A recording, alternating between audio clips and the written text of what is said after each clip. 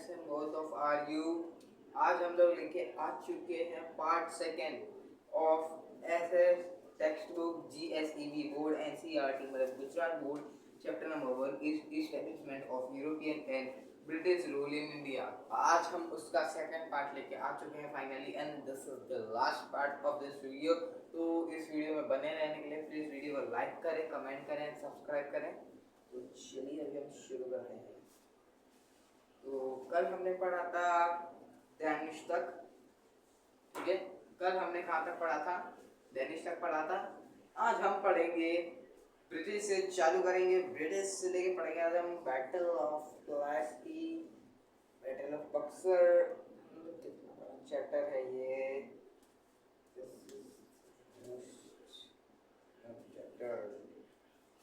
तो चैप्टर तो बहुत बड़ा लग रहा है, तो आज हम ज़्यादा से ज़्यादा पढ़ेंगे मैसूर वॉर तक, ठीक है। तो अभी हम ब्रिटिश से चालू करेंगे। So we will have before starting take prayer. ओम भूर्भुवः तत्सवितुर्वरेण्यं भर्गो देवस्य धीमहि धियो यो न प्रचोदयात्। Now we are starting. British. The East India Company was founded in England in 1600 AD.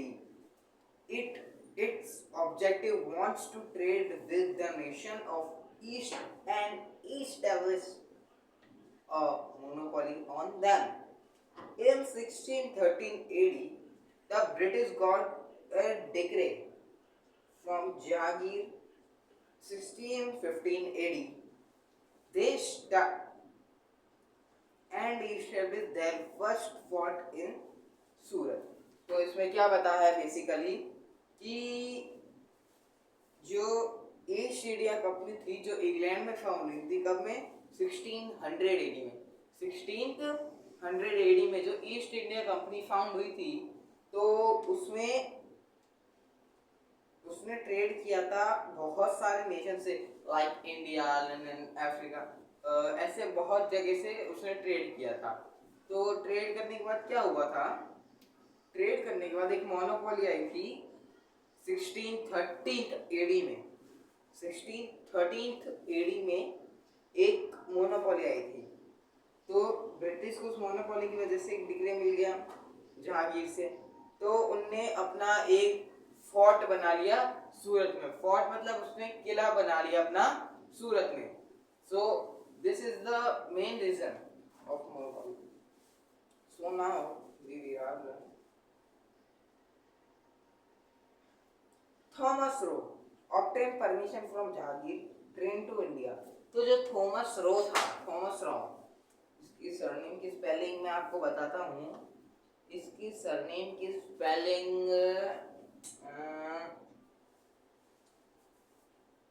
ROE, Thomas Roe obtained permission from Jahangir to trade in India। तो थॉमस रो ने जहांगीर से परमिशन ली इंडिया से ट्रेड करने की, ठीक है। तो उसने इंडिया से ट्रेड करने की एक परमिशन ली, तो वो परमिशन जहांगीर ने ग्रांट कर दी। तो फिर क्या होता है?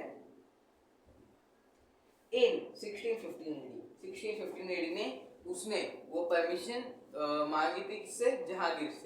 जहांगीर से परमिशन मांगी थी। किससे? Note down it, Thomas Roe, right it, Thomas Roe, लिखा है THOMAS, Thomas ROE, Thomas Roe obtained permission from OBTAI NED, obtained permission PERMISSION, permission from Jahangir JAHANGIR to trade in India in which year? 1615 AD। This is the main. इसको अच्छे से note down करना है, ये topic आपको revise करना है, अच्छे से याद करना है। 100% यह आपके एग्जाम में आ सकता है, ठीक है। तो अब हम आगे चलते हैं। They started a trading company, Balser, in 1633 AD and trading post 1651 on the company officials used to sit The goods for export were kept here. A trading post was set up at Kazim Bazar in Patna and placed under the control of Fort St. George. ठीक है, Saint George. Now इसमें क्या लिखा है, देखो explain करता हूँ. अब इसमें ऐसा क्या है, इसमें तो देखो ऐसा है कि जो ट्रेडिंग कंपनी स्टार्ट हुई थी बेलसर में 1633 एडी में, तो उसका ट्रेडिंग पोस्ट हुआ था कब, 1651 एडी में, first 1651 AD on the banks of Hooghly river. Hooghly river के बैंक में हुआ था. It was called factory. अब इसको बोलते थे factory. Factory had a warehouse. Factory is a warehouse जहां आप चीजें रखते थे. एनीथिंग एल्स, जो कुछ रखना होता था आपको, एनीथिंग एल्स.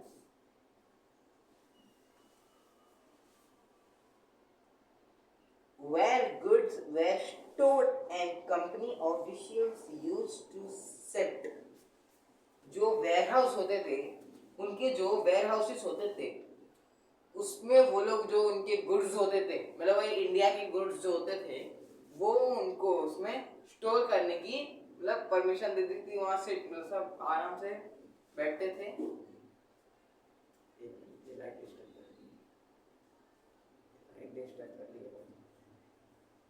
वापस आ गए. हाँ, तो जो था ना, उसमें क्या होता था फिर, सेट वही कॉमन होता था. अब आगे पढ़ेंगे.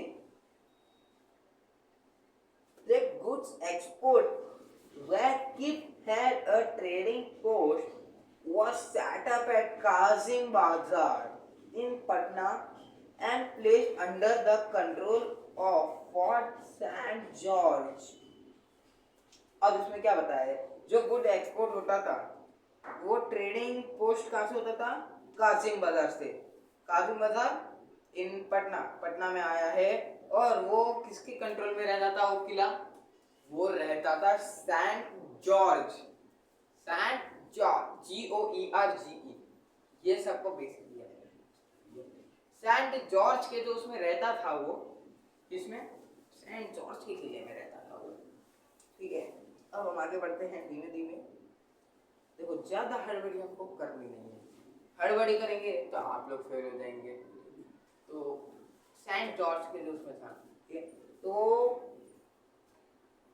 The British got zamindari of 3 villages name Sutanuti, Kalighat and Govindpur in 1698 AD. तो जो ब्रिटिश लोग थे उनको जमींदारी मिल गई. मतलब जमींदारी मीन्स लैंडलॉर्ड जो होते थे. ये हमको आगे टॉपिक में पढ़ने मिलेगा, वो मैं अभी नहीं बताऊंगा, आगे ही बताऊंगा. ठीक है, तो जमींदारी जो सिस्टम था, उनको 3 विलेजेस का मिल गया था. और उन 3 विलेजेस के नाम हैं Sutanuti, Kalighat and Govindpur. In 1698 AD, they built a new colony called Fort William. उन लोगों ने अब एक न्यू कॉलोनी खोल ली. क्या नाम था उसका, फोर्ट विलियम. ठीक है, अब जो फोर्ट विलियम में होता था, फोर्ट विलियम में क्या था, नाउ नोन एज कोलकाता. तो कालीकट, मतलब कैलीकट मीन्स कोलकाता. कोलकाता में वो इस्टेब्लिश होता था. मतलब अभी भी इसको हम कोलकाता में ही नोन एज करते हैं, कोलकाता. ठीक है, तो ये था हमारा ब्रिटिश का paragraph. Has and doubt, so comment, keep the doubt question in comment section. मैं नेक्स्ट वीडियो में डाउट सॉल्व कर दूंगा. So you have any doubt, keep doubt in comment section. ठीक है, हम पढ़ेंगे फ्रेंच के बारे में. फ्रेंच मतलब ये बाहर के ब्रिटिश, उनके बारे में पढ़ेंगे. ठीक है, तो फ्रेंच क्या था. In 1639 AD, a French officer named Francois Martin took Madras, Chennai, on lease from the king of Chandragiri and established trading center. तो 1639 एडी में एक फ्रेंच ऑफिसर फ्रेंचो मार्टिन, उसको क्या दिखा उसको मद्रास चेन्नई में आया, तो उसको दिखा मद्रास। उसने उधर के राजा से चंद्रगिरी से बात करके उसने अपना ट्रेडिंग सेंटर उधर ही चालू कर दिया। मतलब जो ट्रेडिंग सेंटर था उसने अपना ट्रेडिंग सेंटर जैसे जैसे क्या नाम है इसका, जैसे बागसर में इसने चालू किया था ना अपनी ट्रेडिंग कंपनी थॉमस रॉक, वैसे ही इसने उधर के प्रेसिडेंट से बातचीत करके अपनी एक ट्रेडिंग कंपनी खोली, ट्रेडिंग सेंटर उधर इस्टेब्लिश कर दिए एक टाइम पे। कहाँ पे 1639 में, ठीक है। तो the French East India company was founded in 1664 AD, in 1668 AD. कब founding 1664 AD and 1668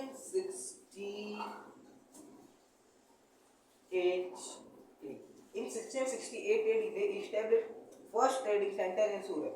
In 1668 AD उन लोगों ने अपना फर्स्ट ट्रेडिंग सेंटर खोला। कहाँ पे इन 1668 AD उन लोगों ने अपना फर्स्ट ट्रेडिंग सेंटर खोला। कहाँ सूरत में खोला, ठीक है, ध्यान से।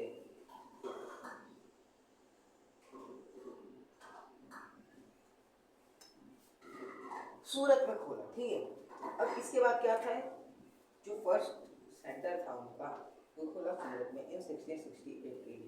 Their headquarter was at Machilipatnam. They founded Pondicherry in 1673 AD। उनका हेडक्वार्टर होता था वो था मछलीपट्टनम में, मछलीपट्टनम, ठीक है। तो वो आता था गोवा, मतलब पंडिचेरी में था उनका एक हेडक्वार्टर था, वो था पंडिचेरी में, ठीक है। तो पंडिचेरी तो है लेकिन आगे से ओके इन 1673 AD, ठीक है। The war fought between the Dutch and the French in Europe and affected India also। तो जो वॉर हुई थी डच और फ्रेंच के बीच में, उसमें इंडिया को भी बहुत नुकसान हुआ था, ठीक है। द फ्रेंच वर डिफीटेड, तो जो फ्रेंच था वो हार चुका था। And British supported the Dutch, जो ब्रिटिश आर्मी थी, जो ब्रिटिश थी, उन लोगों ने किसको सपोर्ट किया, डच को सपोर्ट किया उन्होंने। तो in 1739 AD they established control over Karaikal। उन लोगों ने अपना कंट्रोल 1739 AD में कराईकल में began the large scale commercial activities in south। मतलब साउथ में उन लोगों ने लार्ज कॉमर्शियल में एक्टिविटी, मतलब खुद का काम वाम करके खुद की उधर एक अच्छे से मतलब खुद का रोला जमा लिया। But on the issue of establishing a monopoly in the south, the French and Karnataka war with the British, in which French were defeated। तो एक इशू आ गया था, जो मोनोपोली बनने वाली थी साउथ की, तो फ्रेंच और कर्नाटका उनमें तो वॉर हो गई थी। तो जो फ्रेंच था वो तो हार चुका था, तो फ्रेंच अपनी पावर सारी लॉस कर गया था। French loss the power, French सारी पावर अब फ्रेंच की पावर अब नहीं रही, फ्रेंच की पावर अब नहीं रही बिल्कुल, ठीक है। तो क्या मतलब फ्रेंच की पावर खाली साउथ में नहीं थी, पंडिचेरी में 1761 में उसके पास फुल अथॉरिटी थी, फुल पावर थी, ठीक है। तो उसके पास फुल अथॉरिटी और फुल पावर होने की वजह से वो एक 45 पंडिचेरी, वो एक bad bad from 45 at Pondicherry, ठीक है। तो ये टॉपिक अपना फ्रेंच पे इतना हो जाता है। देखो मेन चीज फ्रेंच और डच के बीच में लड़ाई हुई थी, the fought between French and Dutch, and who defeated French and who was the winner, who won The Dutch was won in the War of 1739 AD between the French and Dutch. तो यही था, ठीक है। तो अब हम आगे चलते हैं। The British in Bengal from trade of institute. The British built their first factory trading center in Bengal. तो दो ब्रिटिश थे, उनने अपना फर्स्ट फैक्ट्री, उनने अपना फर्स्ट ट्रेडिंग सेंटर कहाँ खोला? बंगाल में। तो जब उनने बंगाल में खोला इन 1651 AD, in 1717 AD Emperor Farrukhsiyar allowed them to trade freely in Bengal. तो जो उधर का एम्पेयर था फरूख सैयद, उनने अलाउड कर दिया उनको कि तुम शांति से फ्रीली ट्रेड करो बिहार में और उड़ीसा में, तुम्हें अलाउ करता हूँ। और तुम्हें जहाँ कोई भी एरिया में अराउंड कलकत्ता, वहाँ तुम्हें जितना ट्रेड करना है अब तुम उतना ट्रेड कर लो, ठीक है। अब उतना ट्रेड करने लगा, ट्रेड करते करते बहुत ट्रेड कर लिया उसने। फिर after 1740 AD the British fortified their factory fort William. तो जो लास्ट टॉपिक में हमने पढ़ा था ब्रिटिश में, तो जो उनकी फोर्ट विलियम थी, ठीक है। फोर्ट विलियम कहाँ बनाई थी? फोर्ट विलियम कब बनी थी? 1698 में बनी थी फोर्ट विलियम। तो फिर उन लोगों ने, उनकी जो फोर्ट विलियम थी, उनका जो रिलेशन था Sirajuddaula, the nawab of Bengal, strange Sirajuddaula invaded fort William on June 15, 1756 and defeated the British. तो जो नवाब ऑफ बंगाल थे सिराज उद्दौला, उन्होंने उनको इन्वाइट किया फोर्ट विलियम में जून 15 इन 1756, नोटेड डाउन। तो उन लोगों ने, जो नवाब ऑफ बंगाल थे, उन लोगों ने उसको मारा, ब्रिटिश लोग हार गए। ये था trade institution, the British of Bengal in the trade institution, यही था ट्रेड इंस्टीट्यूशन। तो उसके बाद आता है the battle of Plassey. Plassey battle, you know the battle of Plassey? Yes. So the battle of Plassey in 1757 AD, news of the British defeated the Calcutta reached Madras, Chennai. तो 1757 AD में news आई थी कि British defeat कर देते हैं, British हार जाते हैं, कलकत्ता से मद्रास, यानी मद्रास चेन्नई में आया है, Chennai. The British quietly sent an army Calcutta Calicut to Calcutta under the leadership of Clive Manchin. British ने जल्दी अपनी आर्मी सेंड की कलकत्ता में, under the leadership of Clive के लीडरशिप के अंदर। और मानेकचंद एक ट्रस्टवर्दी इंसान, एकदम ट्रस्ट वाला इंसान था, of the Nawab, took bribe and handed over Calcutta to the British.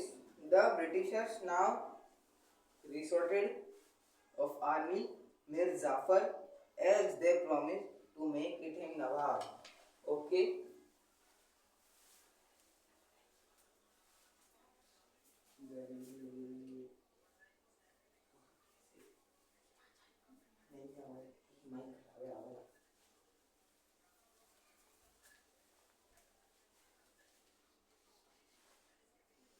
तो जो कलकत्ता, जो ब्रिटिश थे, उन्हें एक डिप्लोमेसी इन बिरबेरी, तो उन्होंने डिप्लोमेसी रिलीज की बिरबेरी में, was predominate they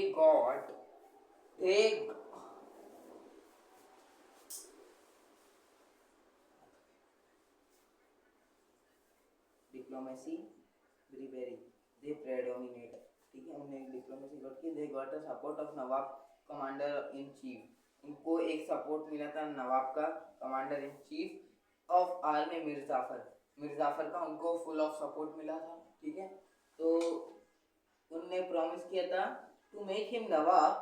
eight the same time they got the big leaders of Bengal Jagat Seth, Rai Durlabh and Amit Chand on their side. तो उनने उनसे क्या प्रॉमिस किया था कि वो लोग एक अच्छे मतलब बहुत लीडर बनेंगे बंगाल के, जगत सेठ के, राय दुर्लभ के and Amit Chand on their side. In March 57 AD the British invaded French colony and challenged the Nawab's sovereignty on June 23rd in 1757 AD।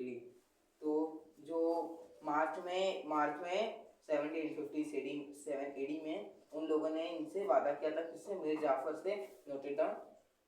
The britisher invaded the French colony, British लोगों ने फ्रेंच कॉलोनी खोली। उनने challenge किया नवाब को, किसके, sovereignty के नवाब को, on 23 June 1757 AD में। एक बैटल, उनमें जो बैटल हुई थी क्लाइव और द नवाब के बीच में, army place called Plassey near Murshidabad के आसपास ये बैटल ऑफ प्लेसी लड़ी गई थी। The Nawab general